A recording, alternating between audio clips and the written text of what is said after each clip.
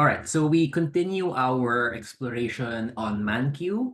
So we just showed some Philippine versions of the ManQ graphs from 1 to 1 to 1 to 3. Then we quickly finish up this chapter 1. So the most important part in chapter 1, other than the data, the initial presentation of the macro data, is this section, 1-2, which is theory as model building. Okay, so in this class in 101, we'll be talking about macro theories or macro models.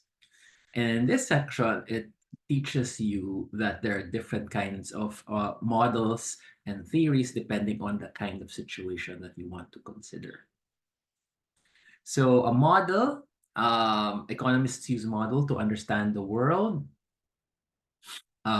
We have toy models or toy economies to help explain economic variables such as GDP, inflation, and unemployment. So those three things that we just talked about. Economic models illustrate the relationships among the variables. Now, there are two kinds of variables, the endogenous and the exogenous variables, generally in a macro model. The rest of this discussion, well, let's talk a little bit about figure 1-4. So given some exogenous variables, so I will, whenever we talk about models or equations, an equation is itself a model. An equation or a model, there will be an exogenous variable there. And that exogenous variable plus the model itself will give you values for the endogenous variables.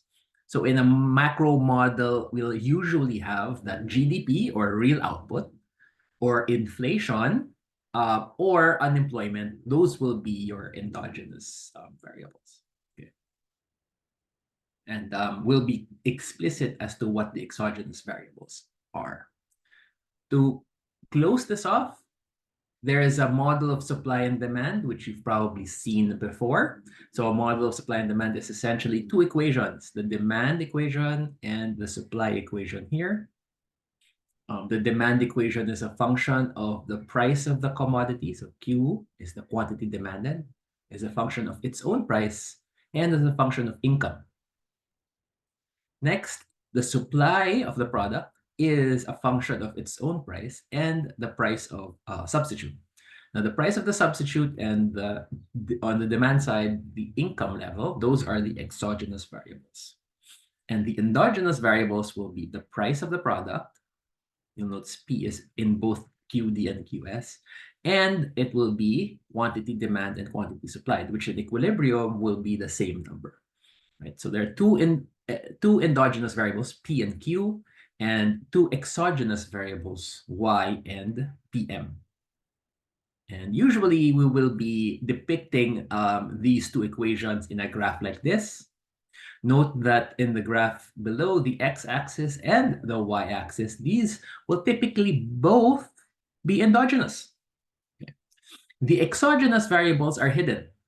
They're hidden in the position of the supply curve here, and they're hidden here in the demand curve. So the demand will have, this position of the demand curve will depend on income.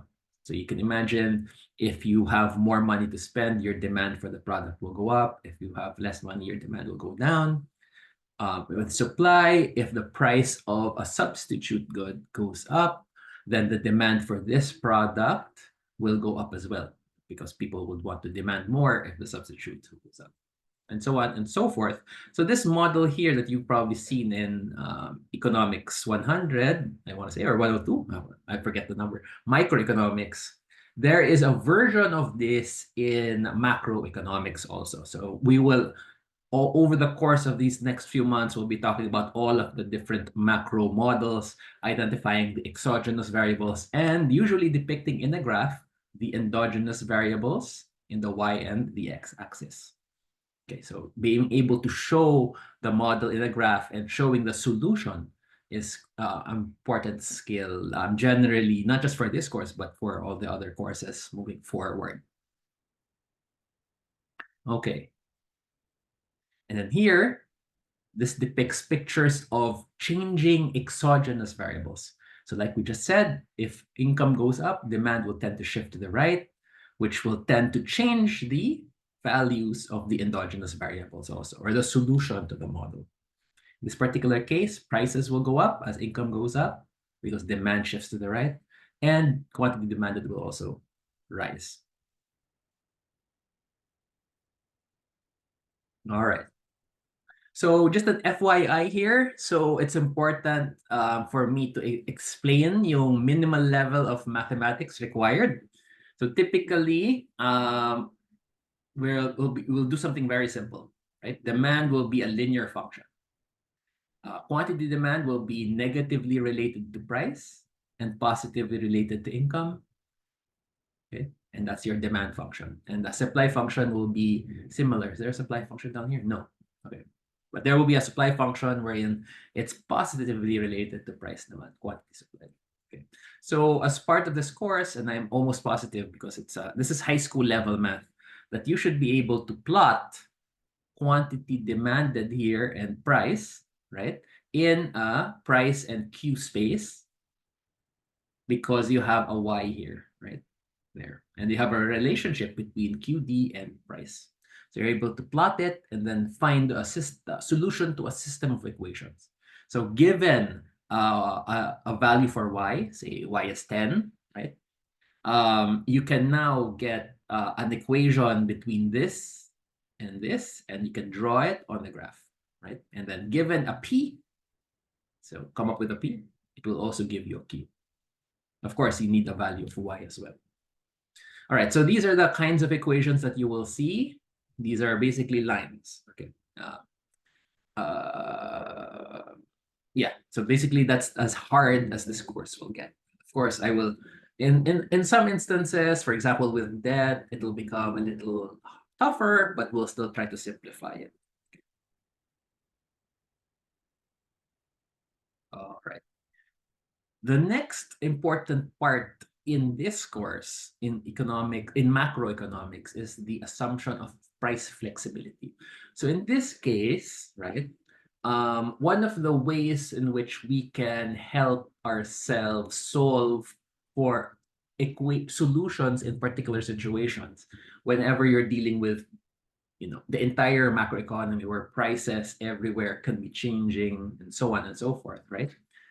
The one way to move forward is in the short run, typically, we will assume sticky prices. That means prices will not change even when exogenous variables change, right? So typically, in micro, we will assume market clearing, right? Which is an example of which is the pizza market that we discussed earlier. Whenever some exogenous variable changes, price and quantity will tend to change. Okay. However, in our short run idea, okay, we will assume that in the short run, wages and prices are sticky. So when an exogenous shock happens, it is not prices that will change. So prices will be assumed to be fixed initially for all of the firms that are setting prices, all of the sellers that are selling prices, for example. Okay. In the long run, that's when we will consider flexible prices, when prices are the ones that will change. And again, moving to chapter 4, I think, or chapter 3. In the long run, because output is determined entirely by technology and resources and inputs, output is essentially not flexible. So there's no way to increase output in the long run because that's the maximum that you're able to do in the long run, right? So in the long run, it's the prices that are flexible and output is not. But in the short run, we are saying that prices are sticky. However, it's output or the amount that you want to sell that changes. So this is the kind of simplification that we'll be doing for this particular course. And near the end of our analysis of the ISLM model, which is our main macro model, we're sort of going to combine these two ideas, sticky and flexible. And what that will do is that some firms are flexible even in the short run, that will adjust, and some firms are sticky. And that will mean an upward sloping aggregate supply curve.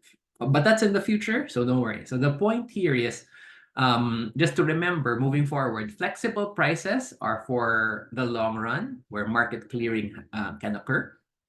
But then when flexible prices are there, then that means that in the macro models that we're talking about, at least the long run view is that output will be fixed.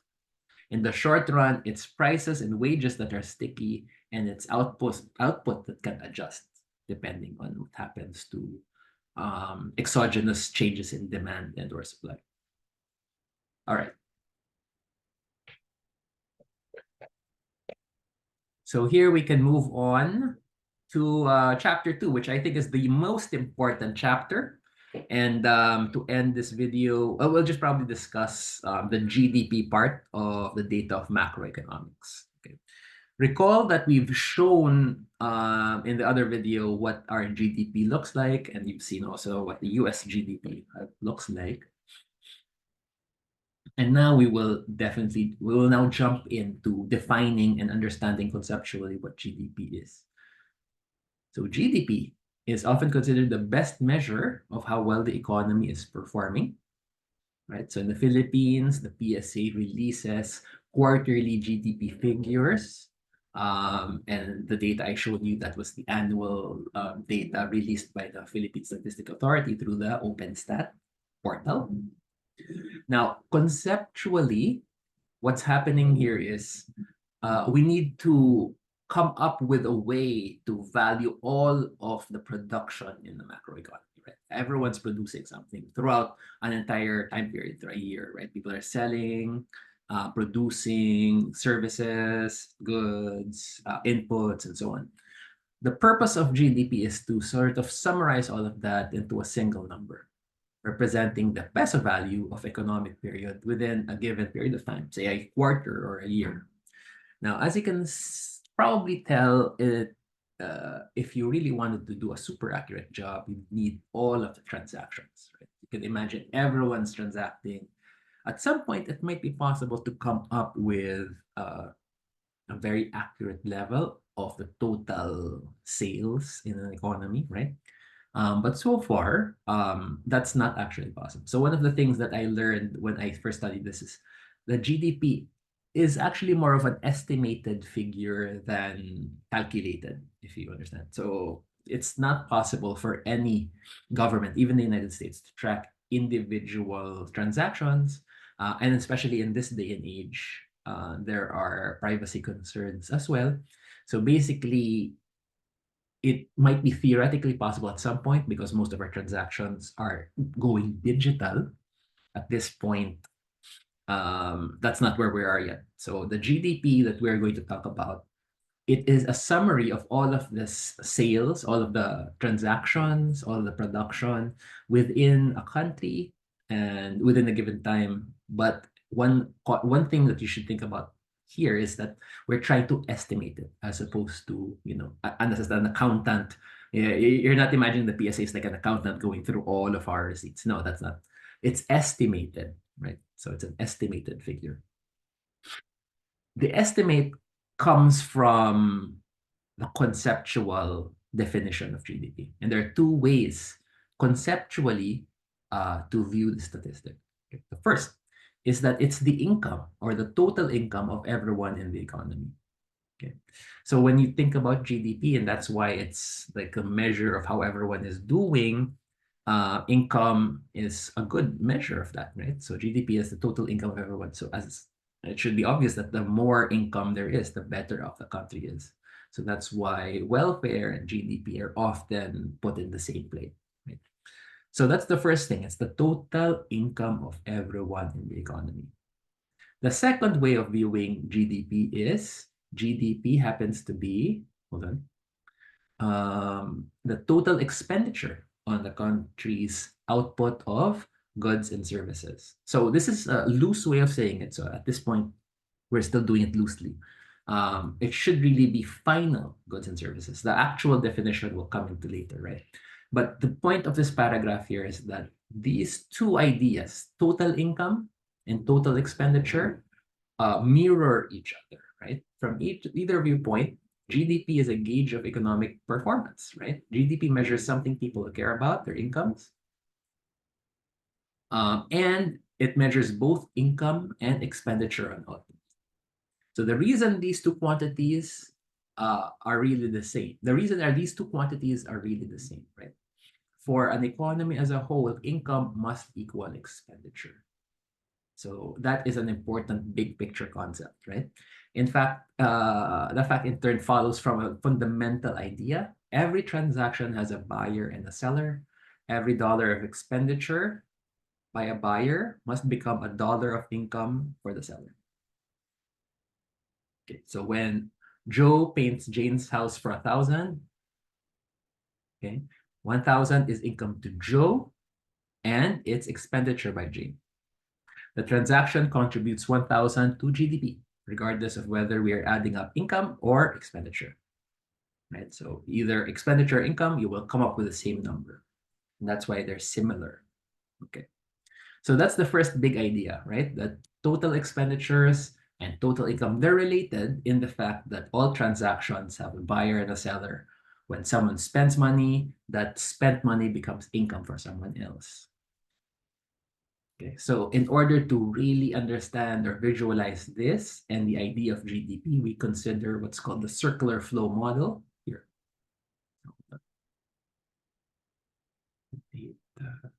Let's go back. I clicked on it accidentally. So here is the circular view model, circular flow model.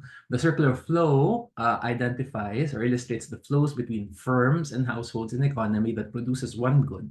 Okay, let's pretend that there's only one good, right? That's bread, and there's one input or labor. So think about the inner loop versus the outer loop. Now, both are very, very important when it's considering GDP. Okay, so the both has to happen in order for GDP, for it to be reflected in GDP. So the inner loop, the blue one, represents the flows of labor and bread. So from the households to the firms, the labor goes from the households to the firms. So they are renting out their labor time to the firms. And the firms here, they use that labor to produce bread, and the bread gets sold back to the households. So this blue line here represents the movement of actual products, right? This is, in a sense, what you would call the real economy, right? The next one is the flow of money. Okay? Here's the flow of money. So households spend money on bread. That's the expenditure. But firms take that expenditure as its income, and it pays household labor from that income. Okay. So the outer loop represents the corresponding flows of money or pesos or dollars. Household pays the firms for the bread, and the firms pay wages and profits to the households. Okay. In this economy, GDP is both the total expenditure of bread and the total income on the production of bread. And therefore, this model here, circular flow, represents that equality between expenditure on the one hand, the one below, and income on top. Okay, so that's the first concept, the equality of expenditure and income in a circular flow model where each transaction is an expenditure and income. The other really crucial part here is that this flow of money is accompanied by a flow of products. Okay. You can imagine, again, this is moving forward to the next topic, that money goes, or no, that actual products or actual inputs like go and circulates around the economy, gets traded, but without money.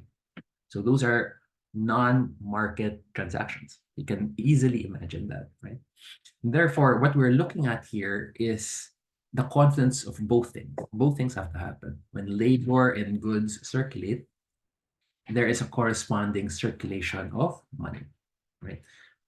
And in contrast, there are situations where labor, for example, can move without money. Okay, you can imagine, say, volunteering your time, or goods can also move without money. Okay? You can imagine also donating food, um, or producing something at home. Okay, and that's not a market based activity, and that is still this inner blue line here, right? But in order for it to be reflected in GDP, both have to happen. Inputs have to move, outputs have to move, and money has to move. Income and expenditure has to happen. Okay, a market-based transaction. Okay, so here we will stop first and think about stocks and flows. So many economic variables measure quantity of something. There are two quantity variables, stocks and flows. A stock is a quantity measured at a given point in time, whereas a flow is a quantity measured per unit of time, right? So the idea here is water is like a flow and stock is like the amount of total water in the tub. Okay. So GDP is in fact a flow, right? Because it's measured per unit of time. So GDP in a quarter, GDP in a year, and so on. So this flow, GDP is a quantity measured per unit of time. Here are examples of some related stocks and flows that we'll study in future chapters. Wealth is a stock, income and expenditure are a flow. The number of unemployed people is a stock. The number of people losing their jobs is a flow. The amount of capital is a stock. The amount of investment is a flow. So investment is additions to stock, right? The government debt is a stock and government budget deficit is a flow, right? Because if you're a deficit, that means you have to borrow and therefore you increase the amount of stock or debt stock that the government has. Okay, so now we will go to some ideas or rules of computing GDP. Okay, to do this, this is, I think, one of the more important conceptual topics. And now we will really be going into what computing GDP means, right? Which is a more specific idea than the circular flow model, right? So here, we will say that gross domestic product is the market value of all final goods and services produced within an economy in a given period of time. Okay. So like we said, it's in a given period of time, so it's a flow. The second thing here is from the circular flow, it's a market value, right? So you can imagine final goods and services without a market value because they're not priced in the market, okay? Then lastly, and this is the most important caveat, because this is the thing I haven't discussed yet, is all final goods and services produced within, all right? So it has to be produced within an economy and it has to be final goods and services. Okay. So you can imagine, for instance, not all goods are final goods and services. The final goods and services needs to be sort of defined, and loosely speaking, these are the consumption of government, businesses, and individuals of the find of these goods, right? That and these final goods, for instance, are not used as inputs for other products and services. Right? If they were inputs to other products and services, then they would not be what's called final goods and services, right? So you can separate two broad classes of goods. First, final goods, those are that are not inputs to other things. And second are products and services, goods and services that will be purchased in order to produce other goods. Okay. So those are separate, and what GDP really wants to measure is only the final goods and services. Second, it has to be produced. Okay, so produced within an economy, right? Within a given time. So you can imagine there are things that you consume that are not produced within a particular economy like the Philippines, right? You can imagine, of course, the first thing that jumps out at you is imports. So all of these things will become clear as we go through this list about the rules. But a lot of the understanding of the rules will essentially come from this definition. So it's a good idea to really understand this idea or this definition of gross domestic product. as the value or market value of all final goods and services produced within an economy in a given period of time. All right, so let's start. So how do we first add all of the different products in all the different industries? So that's where the market value concept really helps you. So here you have different products that you're sort of aggregating or adding up. The way to do it is to value them in terms of their price. So to compute the total value of different goods and services, the national income accounts use market prices. So here's an example of some final goods. So here you have apples and oranges as your final goods. And then to come up with a GDP in an economy that only has final goods production of apples and oranges, you will have the price of apples times the quantity of apples plus the price of oranges times the quantity of oranges. All right.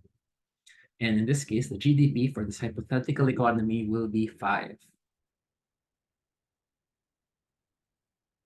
2 for the apples and 3 for the oranges. So you can imagine an exhaustive list of final goods and services. You price them, okay, and you add them up, and that's your GDP. But notice that we still haven't really solved one of the questions from earlier. So what is the thing? What are the list of things that you should be adding up? What are the final goods and services? So that's not necessarily super obvious, right? And there's a solution that we will show in a moment. Yeah, okay. So this is basically it, right? And a lot of the homework, right, will basically come up or is based on this concept, right? That we have a list of final goods and how much final goods were consumed. And I'll give you the price of all of these final goods. Then you come up with GDP. And later on, you'll come up with what's called CPI, because the same ingredients here will also be used to calculate the price index for a bundle of products. Next question, used goods. So this is the first big exception. So we said that GDP is the value, the market value of products that were produced in a country, in an economy, in a specific time period, right? So as the example states here, when Topps makes cards and sells it for 50 cents, that is added to GDP. But what about when it's a used good, when the collector sells a rare Mickey Mantle card? So a rare Mickey Mantle card is meant to signify that it's an old card, right? It's a used card.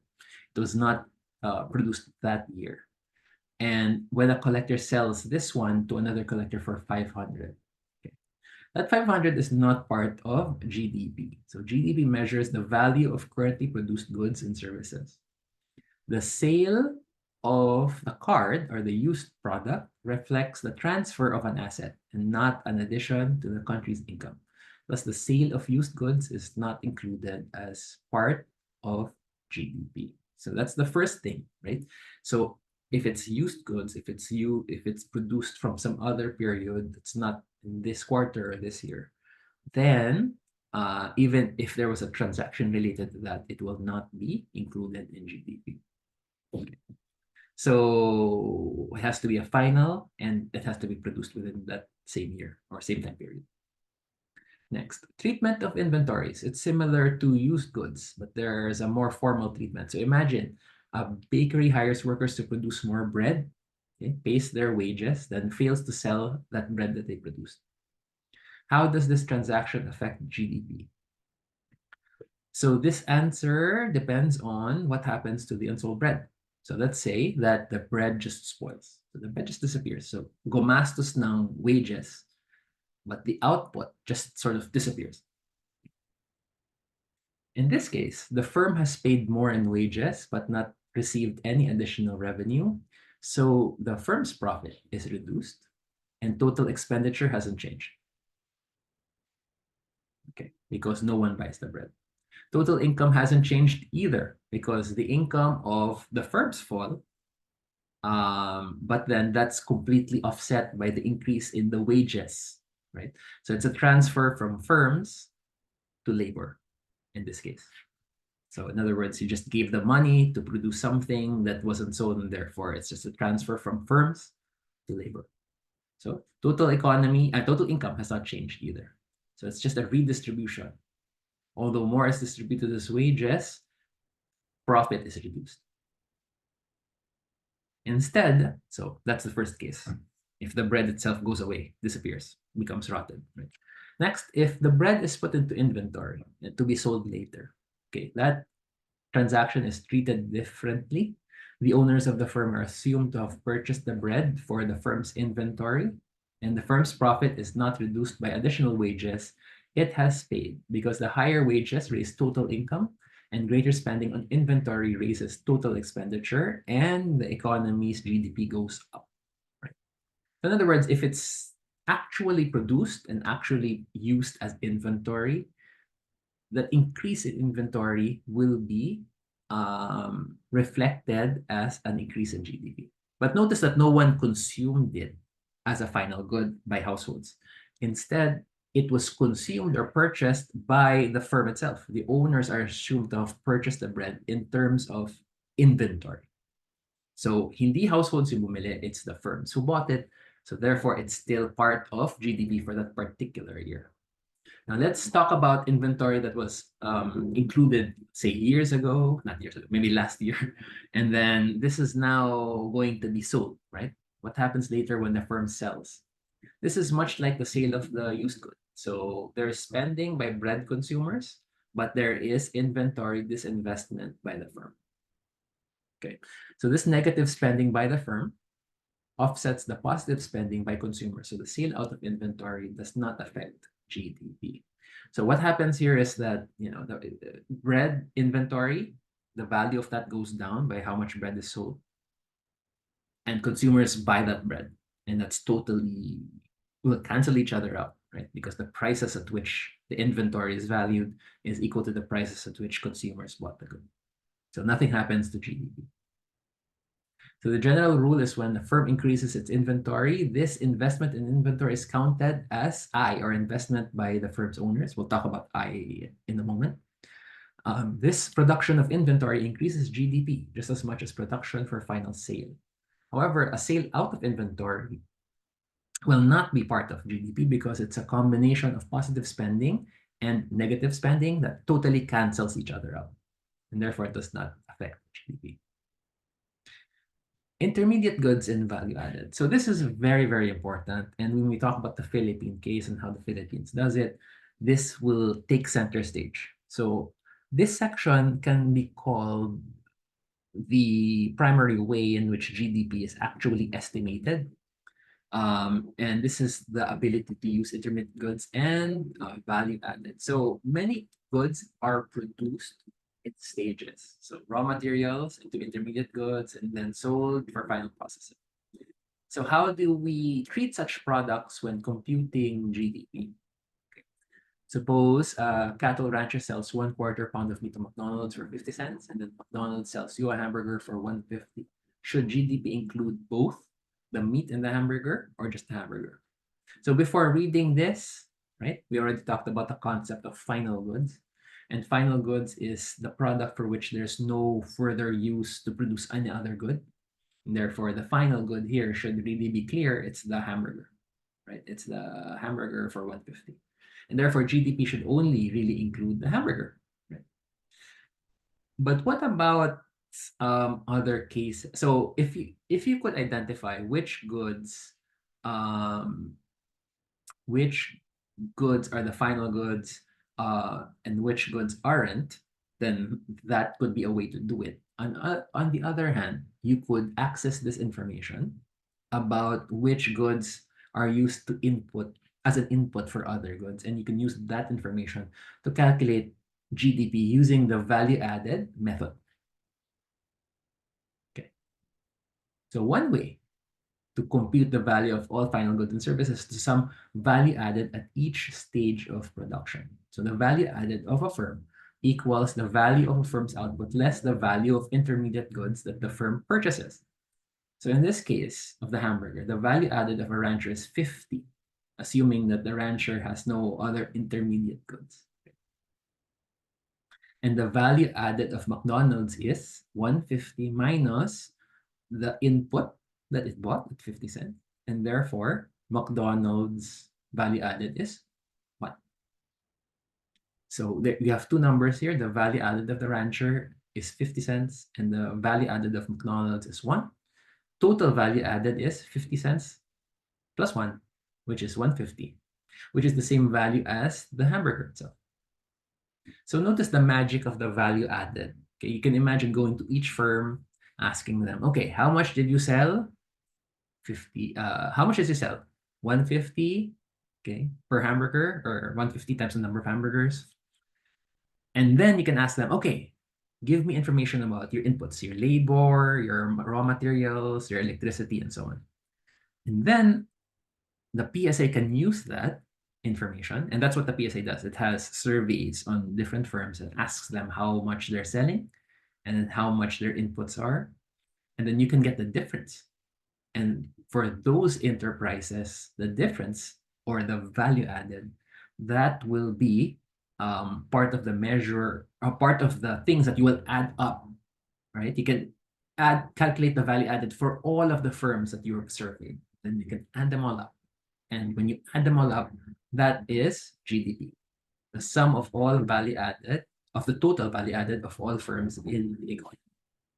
So as you can see, this solves the final goods or not final goods. You don't even need to come up with a full list. All you need to do is to go to all of the firms, ask them how much did you sell, number one, and second, what are the inputs you use and how much did you buy it for? Get the value added, do it for all the firms, and then add them all up, and that's your GDP. So this will be called the production function or production method of estimating GDP.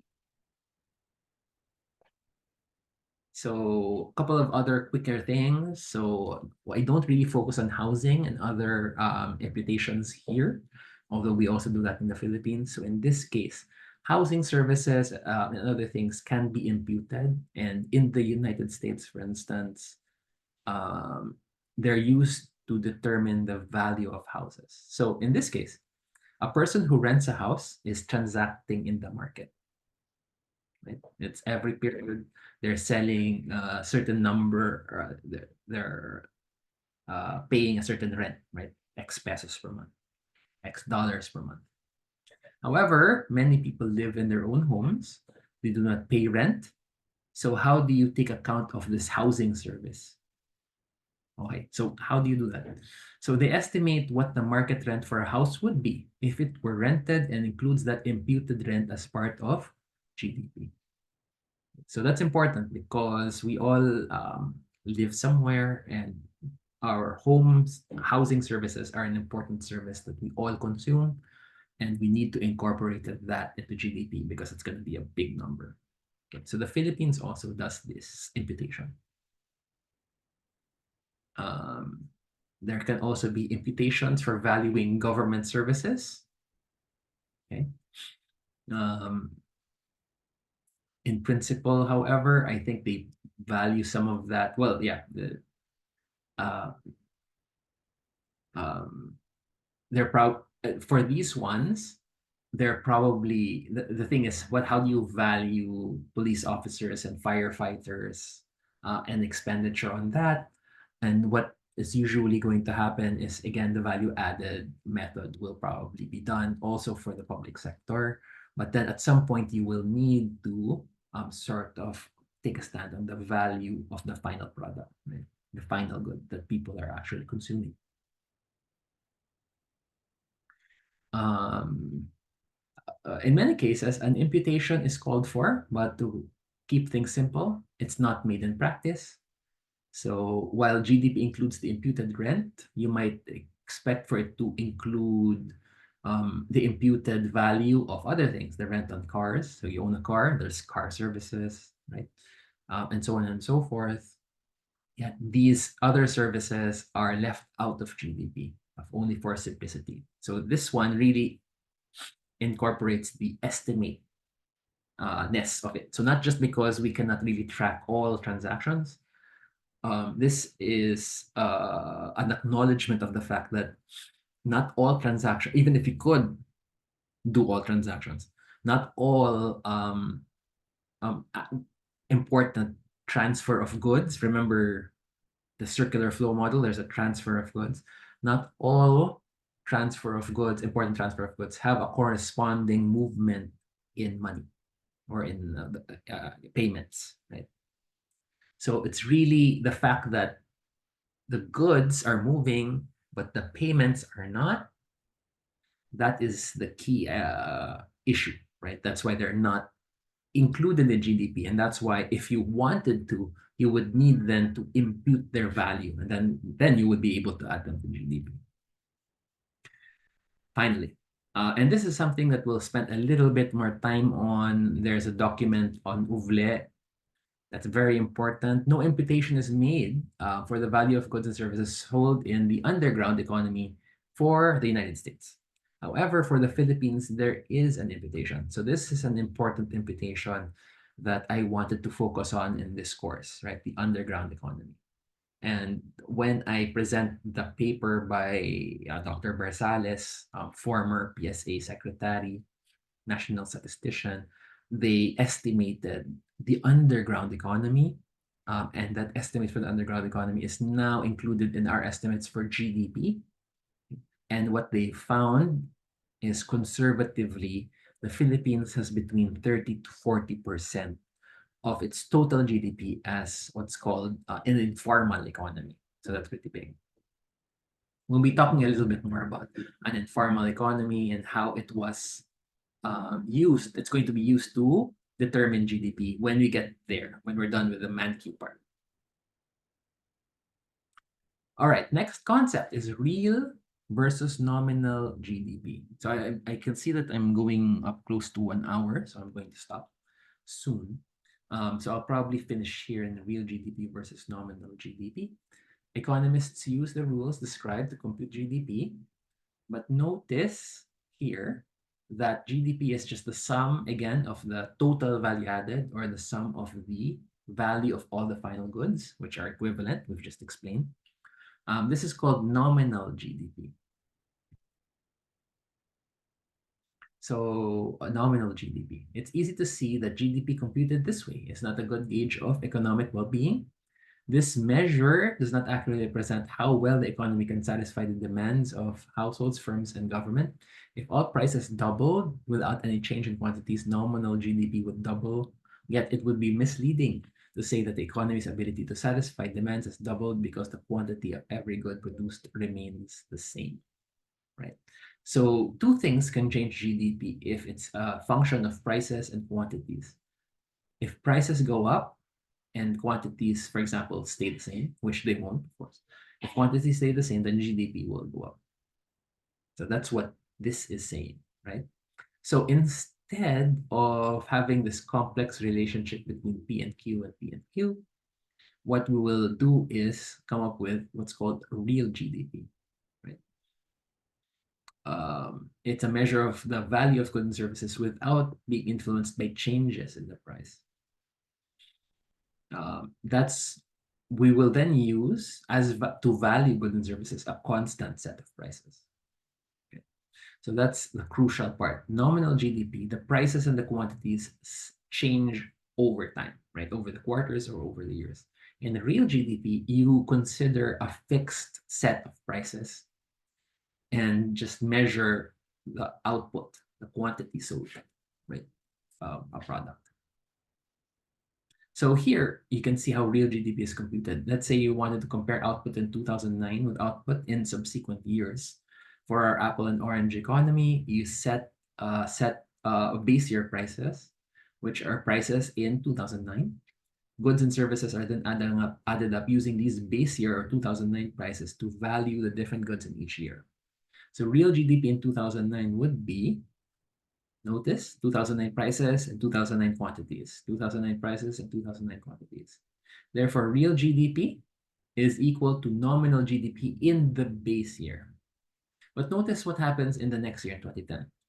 In 2010, real GDP is the base year prices times the current year quantities. The base year prices times the current year quantities. So you're holding the prices constant and allowing the actual quantities produced of apples and oranges to change.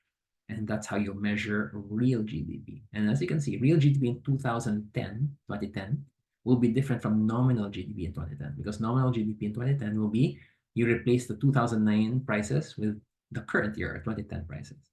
2009 prices for oranges with the 2010 prices for oranges. Just to extend the example, real GDP in 2011 would be the same base year prices here, but the quantities have moved again to the new year. Notice that 2009 prices are used to compute real GDP for all 3 years. The prices are held constant, and real GDP varies only because the quantities vary. And that's ultimately what you want to measure. Remember, the amount of output produced. The prices are there really to add them up, right? And by keeping the prices constant at a certain level, that allows you to compare changes in output over time, fixing prices. And all of the changes in GDP would then just come from the changes in the quantities produced and consumed. All right, final concept, GDP deflator. The nominal GDP and real GDP that we can compute.